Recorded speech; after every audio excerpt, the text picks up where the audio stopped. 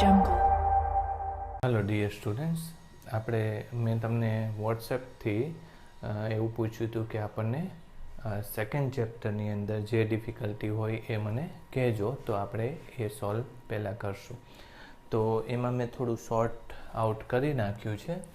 લોકોને આટલી બધી 8.9 પણ 2.9 પણ આમાં ડિફિકલ્ટી છે. આટલા ટોપિક આપણે ડિફિકલ્ટીમાં મેં શોર્ટ આઉટ કર્યા છે, તો એને આપણે પહેલાં લેશું. હા, એવું બને કે તમે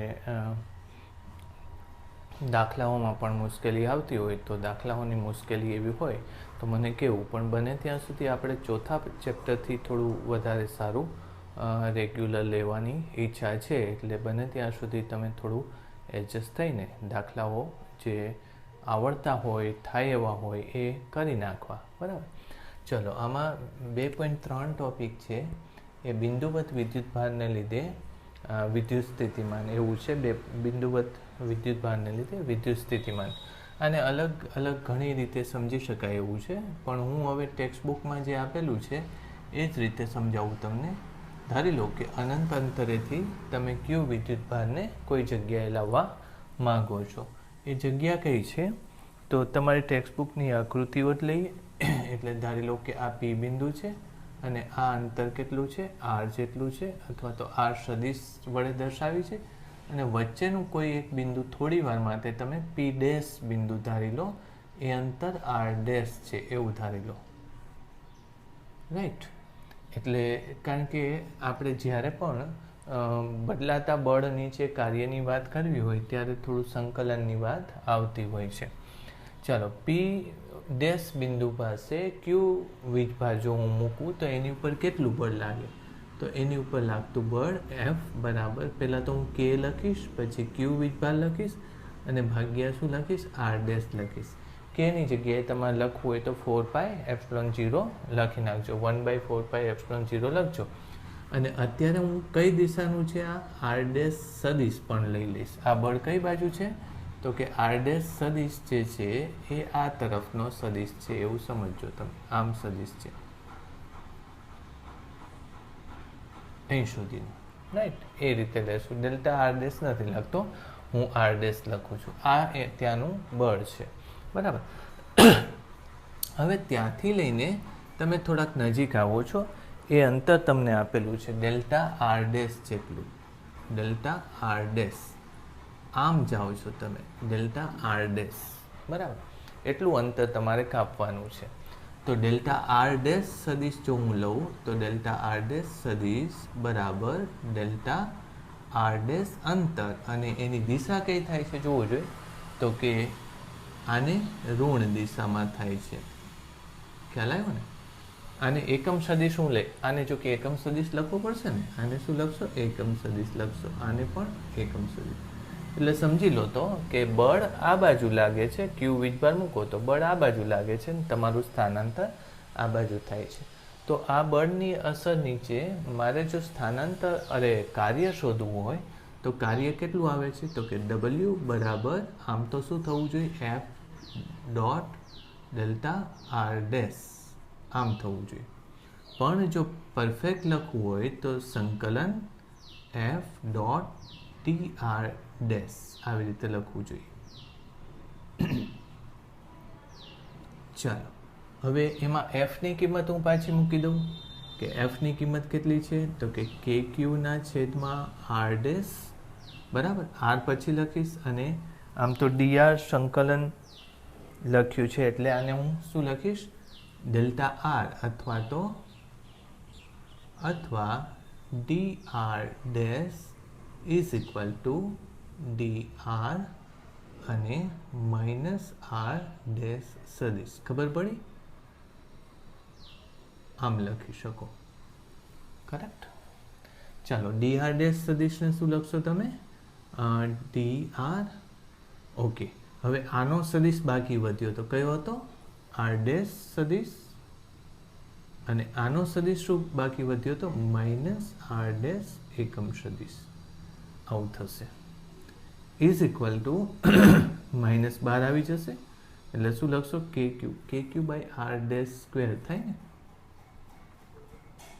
કે ક્યુ બાય આર ડેશ સ્ક્વેર, અને હવે હું શું લખી નાખું, ડી આર ડેશ છે, એટલે આને હું શું લખી નાખું, ડી આર ડેશ, અને આ માઇનસ માઇનસ બહાર આવી ગયું અને +1 થઈ ગયું, રાઈટ. ઓકે, હવે આ જે માઇનસ છે, હવે ક્યાંથી ક્યાં જાઓ છો તમે, તો કે અનંતથી લઈને ક્યાં આવો છો, તમારી બુકમાં આટલા સ્ટેપ્સ લખેલા છે, બરાબર.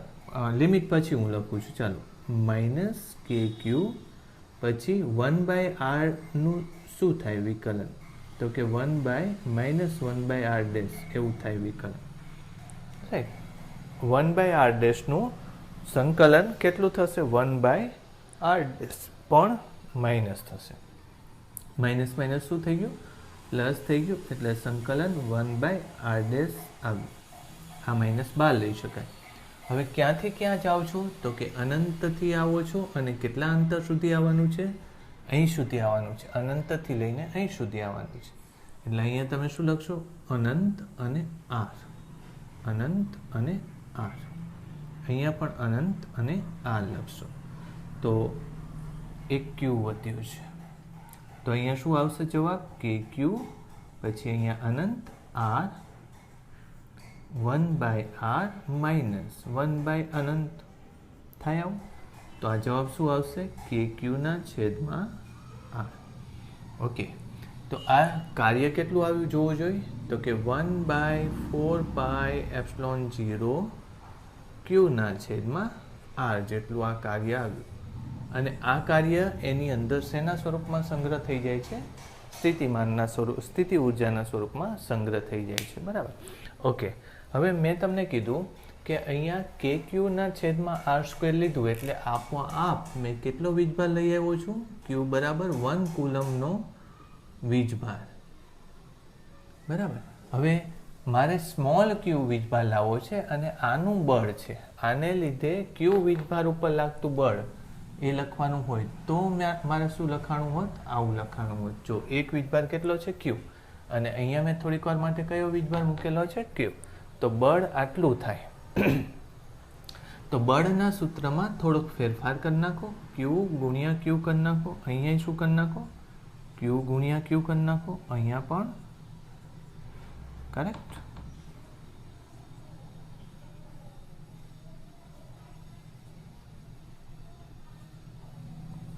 ઓલરાઈટ, તો આ જે થયું એ ક્યુ વીજભારને તમે અનંત અંતરેથી પી બિંદુ સુધી લાવવા માટે જે કાર્ય કરો એનું સૂત્ર થયું.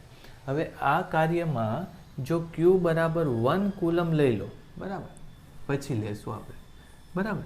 તો 1 કુલમ લેતા એ વીજભારને ત્યાં લાવવા માટે કેટલું કાર્ય કરવું પડે, તો કે આટલું, બરાબર. તો આને હવે કેવી રીતે બોલશો, આને શું બોલશો, તો કે 1 કુલમ વીજભારને અનંત અંતરેથી આપેલા બિંદુ સુધી લાવવા માટે કરવું પડતું કાર્ય. પણ આપણે કર્યું ને કાર્ય, એટલે બાહ્ય બળ દ્વારા કરવું પડતું કાર્ય. તો એ વ્યાખ્યા જે આજે હું બોલ્યો ને, એ વ્યાખ્યા શેની છે, એને સ્થિતિમાન કહેવાય છે. શું કહેવાય છે એને, એકમ વીજભારને અનંત અંતરેથી આપેલા બિંદુ સુધી ક્ષેત્ર વિરુદ્ધ અથવા તો બાહ્ય બળ દ્વારા લાવવા માટે કરવા પડતા કાર્યને એ સ્થાનનું અથવા તો ક્ષેત્રમાં એ સ્થાનનું વિદ્યુત સ્થિતિમાન કહેવાય છે. આવું એમાં એની વ્યાખ્યામાં આવે. પછી જો આ ઋણ વીજભાર હોય તો અહીંયા ઋણ લખી શકાય, આ જો ધન વીજભાર હોય તો અહીંયા ધન લખી શકાય. એટલે આપણે જે વીજભારનો ઉપયોગ કરીને કાર્ય શોધ્યું એને પરીક્ષણ વીજભાર કહેવાય છે, અને એ બને ત્યાં સુધી 1 કુલમ રાખવામાં આવે છે. પણ 1 કુલમ ઘણો વધારે વીજભાર છે, તો એ ન રાખવું હોય, તમારે 1 માઇક્રો કુલમ રાખવું હોય, તો પછી તમારે ડબલ્યુના છેદમાં ક્યુ કરી નાખવાનું. ખ્યાલ આવ્યો ને? એટલે 1 માઇક્રો, એટલે તમારું કાર્ય ધારો કે 1 જૂલ આવ્યું, અને તમે 1 માઇક્રો કુલમ વીજભારને લાવવા માટે 1 જૂલ આવ્યું, તો 1 જૂલના છેદમાં 1 માઇક્રો કુલમ એટલે 10⁻6 લગાવી દેવાની, એટલે આપોઆપ તમને આ મળી જાય. એટલે તમે આમ ત્રિરાશિ મૂકો તો ચાલે. ક્યુને લાવવા માટે ડબલ્યુ, તો 1 કુલમને લાવવા માટે કેટલું, તો શું કરવાનું, ડબલ્યુના છેદમાં ક્યુ શોધવાનું. એટલે આમાંથી ક્યુ કાઢી નાખવાનું, ઇન શોર્ટ. ખ્યાલ આવ્યો? આને શું કહેવામાં આવે છે? પોટેન્શિયલ અથવા તો સ્થિતિમાન કહેવામાં આવે છે. ક્ષેત્રના જુદા જુદા બિંદુના પોટેન્શિયલ જે હોય એના દ્વારા આપણે શું કરી શકીએ? કાર્યની ગણતરી કરી શકીએ. આને આપણે પોટેન્શિયલ કહીએ છીએ. તો કાર્ય બરાબર ક્યુના છેદ ક્યુ ગુણ્યા વી થાય એટલે આપણને કાર્ય મળી જાય. પછી મેં એકાદ વાર કીધું છે કે સંરક્ષી ક્ષેત્રમાં કાર્ય શેના બરાબર હોય છે? સંરક્ષી ક્ષેત્ર હોય, જો ક્ષેત્ર સંરક્ષી હોય તો બાહ્ય બળ દ્વારા કરવું પડતું કાર્ય ડેલ્ટા યુ બરાબર હોય છે, અથવા તો વિદ્યુત બળ દ્વારા કરવું પડતું કાર્ય માઇનસ ડેલ્ટા યુ બરાબર હોય છે. એટલે અહીંયા તમે શું લખી શકો? ડેલ્ટા યુ બરાબર ક્યુ ગુણ્યા વી આમ લખી શકાય. બરાબર. તો આ પણ તમને, અને આના આધારે તમે શું મેળવી શકો? સ્થિતિ ઉર્જા મેળવી શકો. રાઈટ. એટલે આ સૂત્ર અમુક છે એ પાકા કરવાના. બરાબર. પછી તમે જુઓ છો કે વિદ્યુત ક્ષેત્ર જે છે 1/r² ને સમપ્રમાણમાં છે અને વિદ્યુત સ્થિતિમાન જે છે એ 1/r ને સમપ્રમાણમાં છે. તો તમને એક આલેખ દોરેલો છે તમારી બુકમાં. તો 1/r જે છે એનો વળાંક કેવો હોય? આવો હોય. અને 1/r² નો વળાંક કેવો હોય? આવો હોય. બરાબર. હવે એ અગત્યની એ વાત જુદી છે કે 1/kq/r² આવે છે, 1/kq/r આવે છે. એટલે કઈ રાશિ મોટી હોય ને કઈ રાશિ નાની હોય, બરાબર, એ આના ઉપરથી ખબર પડે. આરની જો 1 થી નાની કિંમત હોય તો આ રાશિ મોટી હશે. એટલે વિદ્યુત ક્ષેત્રનો સદિશ આ બાજુ અહીંયા જો તમે મૂકો ને, એટલે આમ તો કિંમત તમારે અગત્ય, પણ આમ મૂકવાનું. આ વિદ્યુત ક્ષેત્ર તમારે અહીંયા આવશે અને આ વિદ્યુત સ્થિતિમાન આવશે. ટૂંકમાં એક તમે ક્યાંથી શરૂ કરો છો એ અગત્યનું નથી, પણ વળાંક જે કર્વેચર છે એ 1/r વાળાનો ઓછો હોય અને કર્વેચર જે છે આ કર્વેચર જે છે 1/r વાળાનો ઓછો હોય અને આ 1/r² વાળાનો વધારે હોય. પછી આ આલેખને તમે આમ મૂકો છો તોય ચાલે, આમ મૂકો છો તોય ચાલે. બરાબર. એ તમારી ચોપડીમાં તમે એકવાર જોઈ લેજો. બરાબર. તો આ ક્વેશ્ચન મારા ખ્યાલથી 2.3 હુમાએ કીધો હતો. બરાબર. તો આ એકવાર ચેક કરી લેજો. બીજો વિડીયો આગળ હું કરાવું છું તમને. એક વસ્તુ આમાં અગત્યની છે, આ મેં તમને ટેક્સ્ટ બુક પ્રમાણે સમજાવ્યું, પણ મુખ્ય વસ્તુ એ છે કે આ જે કાર્ય આપણે ગણ્યું એ કોના દ્વારા કાર્ય થયું? તો તમે બળની કઈ દિશા લીધી છે? બળની આમ સામેની દિશા લીધી છે. બરાબર. આ બાજુની દિશા બળની લીધી છે અને સ્થાનાંતર આ બાજુ લીધું છે. તો આ બાજુ કોણ બળ લગાડે છે? તમે નથી લગાડતા. અહીંયા મેં તમને કદાચ કીધું હશે કે આ કોના દ્વારા થતું કાર્ય? તો એકચ્યુઅલી તો આ ક્ષેત્ર દ્વારા થતું કાર્ય કહેવાય, કારણ કે બળ કઈ બાજુ લીધું? સામેની બાજુ. તો એ કોણ લગાડે છે? ક્ષેત્ર. તમે જો આ વીજભારને આ બાજુ લાવતા હોય તો તમારે તો સ્થાનાંતરની દિશામાં જ બળ લગાડવું પડે. બરાબર. એટલે આ એની જગ્યાએ યોગ્ય છે. તમે તમારી રીતે તૈયારી કરજો, પણ ટેક્સ્ટબુકમાં એક ખૂબ અગત્યની અથવા તો ખૂબ મોટી ભૂલ છે. બરાબર. એ ભૂલ શું છે? તો કે તમે જે કાર્ય કરો છો એ કાર્ય જો હું લેવા માગું EXT, બરાબર, તો તમારી મિસ્ટેક આવશે. અહીંયા માઇનસ નિશાની નહીં આવે. બરાબર. તમે EXT એટલે બાહ્ય બળ દ્વારા થતું કાર્ય. એટલે તમે જો વીજભારને આમ લાવો તો તમારું તો બળ આ બાજુ લાગે. તમે કેટલું બળ લગાડશો? તો કે જેટલું વિદ્યુત ક્ષેત્ર લગાડે એટલું જ. પણ આમાં આ પ્લસ માઇનસ નહીં આવે. વાત સમજાય છે? એટલે તમારા બળની દિશા અને આ દિશા, આ પણ માઇનસ આવશે, આ પણ માઇનસ આવશે. એટલે ટોટલ અહીંયા શું થઈ જશે? પ્લસ જ હશે. પછી આ એક નિશાની બહાર આવશે. બરાબર. ઓકે. હવે હું એ સમજાવું. એક જ નિશાની બહાર આવશે અહીંયા KQ ના સ્વરૂપમાં આવું કંઈક સૂત્ર આવવું જોઈએ. આવું સૂત્ર આવશે. રાઈટ. અને પછી જો તમે જવાબ લખશો તો -KQ અને પછી 1/r આવું થશે. એટલે -KQ/r આવું સૂત્ર થશે તમારાથી. બરાબર. કારણ કે પેલું 0 થશે.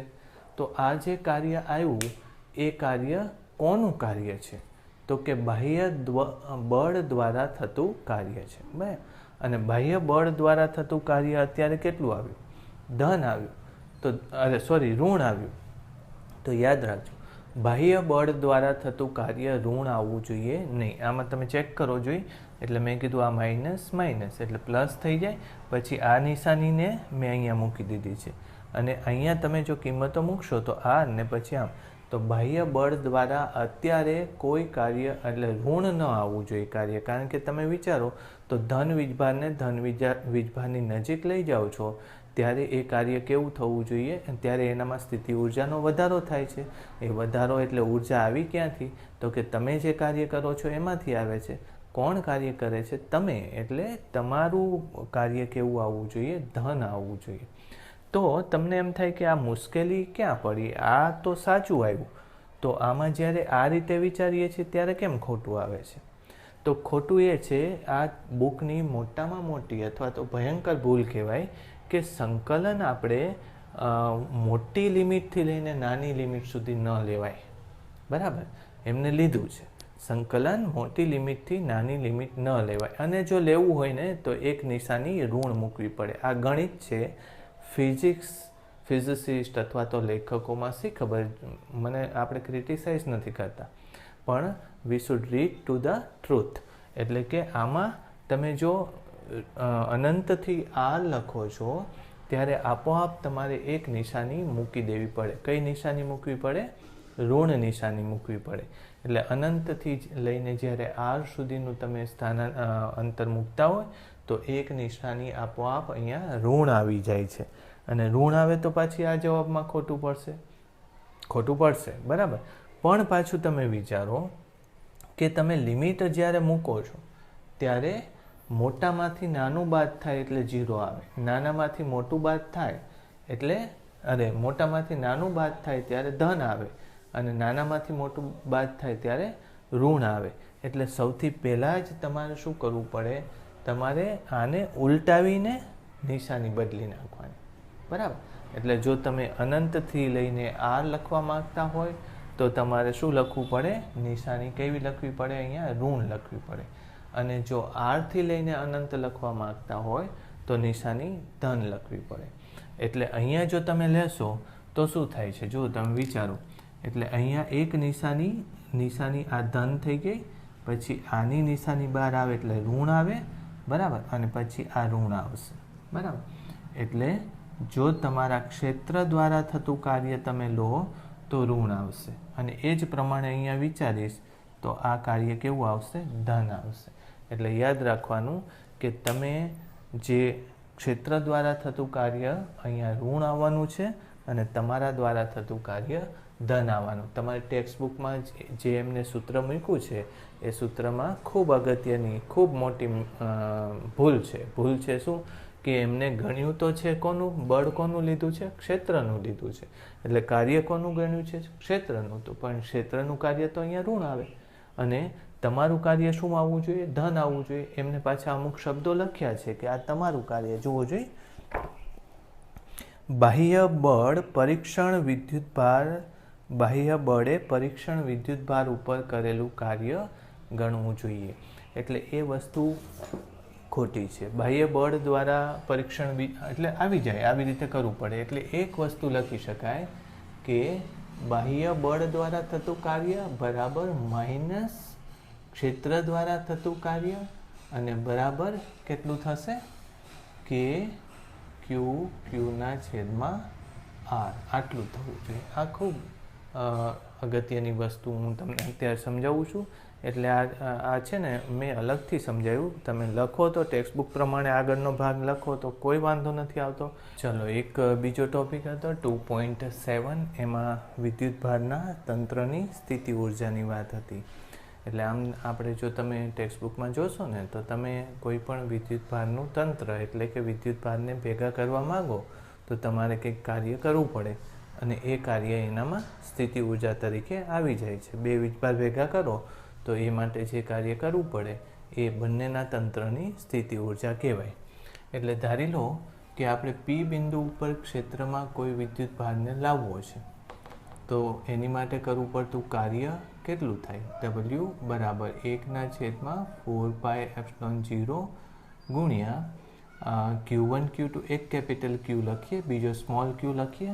સ્મોલ Qને કેપિટલ Qના ક્ષેત્રમાં કોઈ બિંદુ, કયા બિંદુ? P બિંદુ ઉપર લાવવા, એટલે આને Q1 લખીએ, P લખીએ. તો એવું સમજશો તમે, Qના ક્ષેત્રની અંદર P જગ્યા ઉપર કયો વીજભાર લાવવો છે? Q1 વીજભાર લાવવો છે. તો તમારે કેટલું કાર્ય કરવું પડે, આ એની વાત છે. અને આ કેટલું છે? આ 1P એટલું અંતર છે આ, બરાબર. આવું આપણે સમજ્યા. હવે ધારી લો કે આપણે વિદ્યુતભારનું તંત્ર બનાવવું છે, બરાબર. તો તંત્રમાં પહેલાં તો એક વીજભાર લાવવો પડશે, આપણે Q1 વીજભાર લાવવો પડશે. એટલે Q1 વીજભાર ધારો કે અહીંયા મૂકો, તો એની માટે તમારે કંઈ કાર્ય કરવું પડતું નથી. W1 કેટલું થાય? 0. શું કામ? કારણ કે Q1 જ્યાં લાવ્યા છો ત્યાં વિદ્યુત ક્ષેત્ર હતું જ નહીં, કોઈ બીજો વીજભાર હતો જ નહીં. તમે Q1 વીજભારને Qના ક્ષેત્રમાં લાવો તો કંઈક કાર્ય કરવું પડે, પણ અત્યારે તો કેપિટલ Q વીજભાર છે જ નહીં, આને જ લાવો છો તો કંઈ ક્ષેત્ર નથી, એટલે ત્યારે કંઈ કાર્ય કરવું પડે નહીં. તમે વિદ્યુત ક્ષેત્ર હોય ત્યાં તમારી ઉપર બળ લાગતું હોય તો કાર્ય કરવાનું આવે. હવે ધારો કે તમે એક બીજો વીજભાર લઈ આવ્યા, અહીંયા કયો? Q2 વીજભાર લાવ્યા, અને આ અંતર છે R12. તો ત્યારે તમારે કાર્ય કરવું પડશે. કેટલું કાર્ય કરવું પડશે? 2 લખીએ તો 1/4πε0 પછી Q1 Q2 ભાગ્યા R12, આટલું કાર્ય કરવું પડશે. એટલે આખા તંત્રની સ્થિતિ ઊર્જા આટલી જ થશે, આ બેના સરવાળા જેટલી. એક લાવ્યા ત્યારે કંઈ નહીં, બીજો લાવ્યા ત્યારે આટલું કાર્ય કરવું પડ્યું, બરાબર. અને આમાં એક વીજભાર ધન હોય, બીજો વીજભાર ઋણ હોય, બરાબર. આમ કોઈ વાંધો નથી. ગ્રેટર દેન 0 હોય, લેસ દેન 0 હોય તોય વાંધો નથી. કાર્ય ક્યારેક ધન કરવું પડે, કાર્ય ક્યારેક ઋણ કરવું પડે. બે જો ધન હોય તો કાર્ય ધન આવશે, બે જો ઋણ હોય તોય કાર્ય ધન આવશે, પણ એક ધન અને એક ઋણ હોય તો કાર્ય ઋણ આવશે. શું કામ ઋણ આવશે? કારણ કે ત્યારે આકર્ષણ બળમાં કાર્ય ઋણ આવે, અપાકર્ષણ બળમાં કાર્ય ધન આવે. અને આ કોનું કાર્ય છે? તો કે ક્ષેત્ર દ્વારા થતું કાર્ય છે. મેં ગઈ વખતેના વિડીયોમાં કીધું હશે કે આમાં બાહ્ય બળના કાર્યની વાત નથી કરવાની હોતી, ક્ષેત્ર દ્વારા થતા કાર્યની વાત કરવાની હોય છે. ઓકે, તો પછી ત્રીજો વીજભાર તમે ધારો કે અહીંયા લઈ આવ્યા છો, તો સમજો કે આ બેને આના બળની અસર નીચે પણ આમાં કંઈક કાર્ય કરવું પડશે. એટલે એ આપણે લખીએ W13 લખીએ. એ કેટલું થશે? તો કે 1/4πε0, અને પછી Q1 Q2ની જગ્યાએ Q1 Q3 લખશો, અને એ બે વચ્ચેનું અંતર R13 લખો. આને શું લખશો? R13 લખી નાખો. એટલું કાર્ય પૂરતું નથી. આનું તંત્ર બનાવવું હોય, આવું તંત્ર બનાવવું હોય 3 વીજભારનું આવી રીતનું, તો આને લાવવા માટે 0, આને લાવવા માટે આટલું, પછી આને લાવવા માટે આટલું નથી થતું, એ આને લીધે આવ્યું. હજી 1 ને ઉપર 2 આનુંય બળ લાગે છે, એટલે એને અસર નીચે કાર્ય કંઈક આવશે. સમજાયું? એટલે વીજભારોના બળને લીધે તમારે ગણતરી R12 આવું લખવું નહીં, 2 3 છે ને, એકને 2 લખવું પડશે અને એકને 3 લખવું પડશે. તો 2 3, અને આમાં 1 નથી, 3 આવે છે. હા, બરાબર થઈ. તો સમજ પડી? પહેલા વીજભારનું કાર્ય આટલું, બીજાનું કાર્ય આટલું, અને ત્રીજાને લાવ્યા એટલે એની ઉપર 2 બળ લાગે છે, એટલે આ 2 સરવાળો, એટલે ટોટલ કાર્ય આ 3ના સરવાળા જેટલું થશે. સમજ પડી? તો આવી રીતે તમે જો જુઓ તો પહેલામાં ખાલી એક જ પદ આવ્યું, બરાબર, અથવા તો પહેલામાં પદ જ નથી, પણ 2 વીજભારોમાં એક પદ આવે છે, 3 વીજભારોમાં ટોટલ 3 પદ આવ્યા, બરાબર. અને એ જ રીતે તમે આગળ લઈ શકો, બરાબર.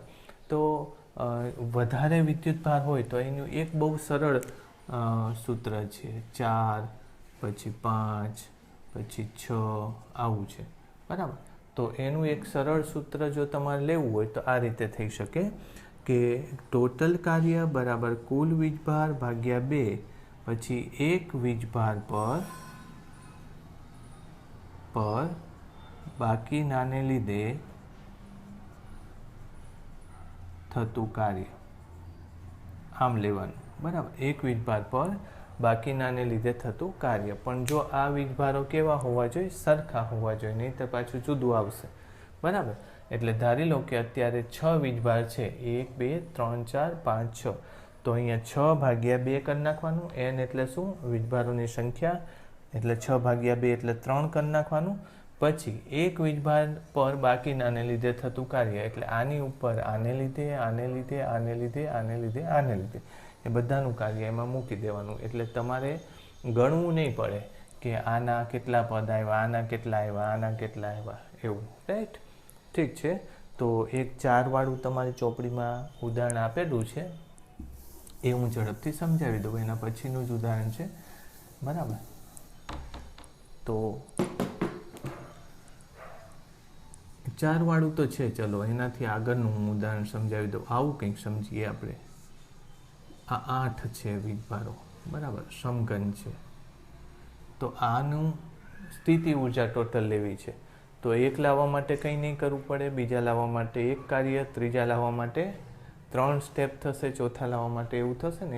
એવામાં ન પડવું હોય તો આ સૂત્ર લઈ લઈ સીધું. W બરાબર કુલ કેટલા વીજભાર થશે? અહીંયા બધે વીજભાર છે જુઓ, એટલે 8 વીજભાર ભાગ્યા 2. પછી એક વીજભાર પર બાકીનાને લીધે થતું કાર્ય, એટલે આ વીજભાર પર આને લીધે, આને લીધે અને આને લીધે થતા કાર્ય કેવા થશે? સરખા જ થશે, અથવા તો સ્થિતિ ઉર્જા કેવી આવશે? સરખી જ આવશે. તો કેટલું થાય જોવું જોઈએ. આ બધા ક્યુ ના છે અને આ અંતર એ લઈ લઈ તો કેટલું થશે? KQ² ભાગ્યા a. આને લીધે પછી આ બેયનું પણ એટલું, આ બેયનું પણ એટલું, એટલે ટોટલ કેટલા લખી નાખું? 3. કૂતરા બાજે છે જોરદાર. આ 3 ને લીધે 1 2 અને 3 ને લીધે કેટલું થશે ટોટલ? 3KQ² by a. પછી હવે આ લઉં હું, આ રાઉન્ડ, એમાં બધાના અંતરો સરખા છે જોવું જોઈએ. આ અંતર, પછી આ અંતર ને આ અંતર. આ અંતર કેટલું થાય? √2a જેટલું થાય. આ a છે, આ a છે, લંબ છે, એટલે a² વત્તા a², એ આના બરાબર થાય, એટલે 2a² અને એનું રૂટ એટલે √2a. ચાલો, તો આની ઉપર આને લીધે કેટલું? તો કે KQ² બાય √2a, બરાબર. એવા 3 ભાગ આવ્યા ને, એટલે ટોટલ 3 કરી નાખો. આને લીધે એટલું, આને લીધે પણ એટલું, આને લીધે પણ એટલું. હવે જોવું જોઈએ, બધા વીજભાર થઈ ગયા, એક આ બાકી રહ્યો. તો એમાંય લખી નાખીએ પહેલાં તો KQ². હવે એ શું છે? આમ ડાયાગોનલ છે. શેનો? સમઘનનો. એટલે એક છેડેથી લઈને આમ તમે ડાયાગોનલ લો ને આખા સમકોણમાં, એની વાત કરીએ છીએ. તો એ કેટલું થાય સમઘનમાં? આવી રીતે જે છે, બરાબર, આ બે બિંદુ વચ્ચેનું અંતર આપણે લઈએ છીએ, સમજાણું? તો આ અંતર, આ a, એટલે આ કેટલું થાય? √2a. આ પાછું a, એટલે આ બેને ઉપરથી પાછું આ કેટલું આવશે? 2a² વત્તા a², એટલે 3a², એનું રૂટ એટલે √3a. એટલે આ અંતરની વાત કરીએ છીએ આપણે, સમજાણું? તો √3a એ તો એક જ પોઈન્ટ છે, એટલે એમાં કંઈ લખવાની જરૂર નથી. આની ઉપર આ ને આનું ઉર્જા આટલી, આ ને આ એની ઉર્જા આટલી, અને છેલ્લાની આટલી. બસ આને સોલ્વ કરી નાખવાનું. 3 એટલે 24 ભાગ્યા 2 એટલે 12. KQ² ના છેદમાં a, KQ² ના છેદમાં a કાઢી નાખું અને આ અંદર લઈ લો. KQ² ના છેદમાં a, પછી આ અંદર જાય એટલે 24 ના છેદમાં 2 એટલે 12 વત્તા આ કેટલું થશે?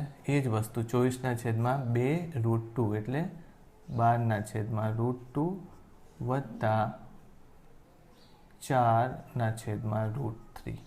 આવું થશે સમઘન માટે. ચોરસ માટે તો તમારી ચોપડીમાં આપેલું જ છે, રાઈટ? તો આ ટોપિક મને વોટ્સએપમાં પૂછેલો હતો કે આ સર નથી આવડતો તો તમે સમજાવજો, એટલે આ પણ. ચલો, હવે જે મેં આ સમજાવ્યું એમાં એક પ્રશ્ન 2.8 કોઈએ પૂછ્યો છે. તો બાહ્ય ક્ષેત્રમાં સ્થિતિ ઉર્જા.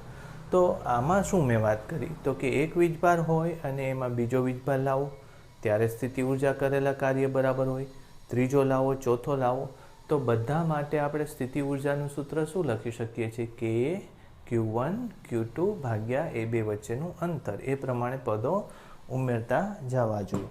પણ ધારી લો કે પહેલેથી જ ક્ષેત્ર, આની જ વાત કરીએ તો પહેલેથી જ ત્યાં વિદ્યુત ક્ષેત્ર છે, બરાબર.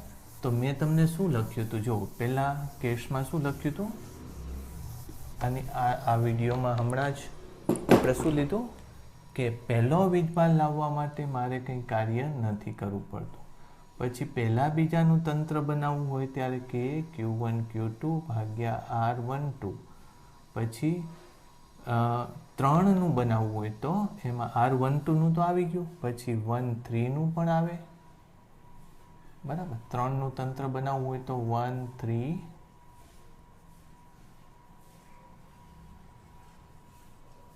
કે Q2 Q3 ભાગ્યા R23 આવું આવે 3નું બનાવવું હોય તો. ઓકે, પણ હવે વિચારો કે પહેલેથી જ અહીંયા કંઈક ક્ષેત્ર હતું, વિદ્યુત ક્ષેત્ર હતું, રાઈટ. તો વિદ્યુત ક્ષેત્ર હોય અને એની અંદર તમે વિદ્યુતભાર લાવો તો એને બળ તો લાગવાનું જ છે. એટલે તમે આ જગ્યાએ વીજભાર લાવવાના હતા, પહેલો વીજભાર, તો ત્યારે કંઈ કાર્ય નહોતું કરવું પડતું. પણ પહેલેથી જ ધારો કે અહીંયા કેટલો વિદ્યુત સ્થિતિમાન છે, આ વિદ્યુત સ્થિતિમાન V જેટલું પહેલેથી જ છે, બરાબર. તો V જેટલા વિદ્યુત સ્થિતિમાનમાં Q1 વીજભારને લાવવા માટે કરવું પડતું કાર્ય, એટલે 1ને વિદ્યુત ક્ષેત્રને લીધે, અથવા તો વિદ્યુત ક્ષેત્રને લીધે 1ને લાવવા માટે કરવું પડતું કાર્ય કેટલું? તો અહીંયા તમને કીધું જ છે કે ત્યાંનો વિદ્યુત સ્થિતિમાન કેટલો છે? V છે. તો તમને ખબર છે કે કાર્ય બરાબર કેટલું થાય? મેં હમણાં જ W/P બરાબર શું થશે? સ્થિતિમાન. તેથી W બરાબર શું થાય? W/Q એ સ્થિતિમાન, તો Q ગુણ્યા V થાય. એટલે પહેલા વીજભારને કોઈ ન હોય ત્યારે લાવવા માટે કરવું પડતું કાર્ય Q1 ગુણ્યા V, P બિંદુનું. આપણે આને P બિંદુ લઈએ. P બિંદુનું સ્થિતિમાન ને લીધે પહેલા વીજભારને આટલું કાર્ય કરવું પડે. પછી બીજો વીજભાર લાવો ત્યારે આની હાજરીને લીધે તમારે આટલું કાર્ય તો કરવું જ પડે. પણ અહીંયા પાછું વિદ્યુત ક્ષેત્ર છે, એટલે એ વિદ્યુત ક્ષેત્ર એને નડશે, તો એ બીજું કાર્ય કેટલું કરવું પડશે? Q બિંદુ. આને Q બિંદુ કહી દો. તો એ બીજા વીજભારને વિદ્યુત ક્ષેત્રમાં લાવવા માટે કરવું પડતું કાર્ય આવું કરવું પડે.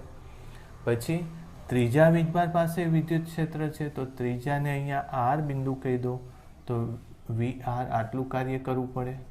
તો હવે મારી વાત સમજાણી કે વિદ્યુતભારની પારસ્પરિક હાજરીને લીધે આટલું કાર્ય તો કરવું જ પડે છે. પણ એ પાછું તંત્ર જો બીજા કોઈ વિદ્યુત ક્ષેત્રમાં હોય, સમજો કે અહીંયા કેટલાય વિદ્યુતભારો હતા, આપણને ખબર નહોતી, પણ આ બધાના સ્થિતિમાનો ખબર છે. તો સ્થિતિમાનો ખબર હોય તો અહીંયા Q ગુણ્યા ત્યાંનો સ્થિતિમાન, એટલે એ એક્સ્ટ્રા કાર્ય આપણે કરવું પડશે, બરાબર. ધારો કે આ નથી તોય તમારે ક્ષેત્રમાં લાવવા માટે કાર્ય કરવું પડે. તો સરવાળે જે કુલ ઉર્જા થશે આ 3ના, તો કે આ 3 પદ તો આવશે જ, પણ બીજા 3 પદો આવશે. વાત સમજાણી? શું કામ? એ વિદ્યુત ક્ષેત્રની હાજરીને કારણે આમાં આપણે આટલું કાર્ય કરવું પડશે. ખ્યાલ આવ્યો? તો ટોપિક નંબર 8 સાથે જોડાયેલો છે, બરાબર. એકવાર એ સમજી લેશો કે ક્ષેત્રને લીધે કાર્યો કેવી રીતે, ઉર્જા કેવી રીતે ગણવાની, Q ગુણ્યા V, અને વીજભારને લીધે કાર્યો કે ઉર્જા કેમ ગણવાની, આવી રીતે. પછી તમને સ્થિતિ ઉર્જા કીધી છે, એટલે આ બધા જ કાર્યો સ્થિતિ ઉર્જા જ છે. એટલે આને જો તમે આમ ન લખો તો U12 લખો, U13 લખો, U23 લખો, U3E લખો, U2E લખો અને U1E લખો. બધાનો સરવાળો કરો તો આ તમારો છેલ્લો જવાબ આવશે. સમજ પડી ગઈ? બસ, તો આટલું લેવાનું હતું. બાકીના ટોપિક હવે હું આગળના વિડીયોમાં કરીશ. 2-3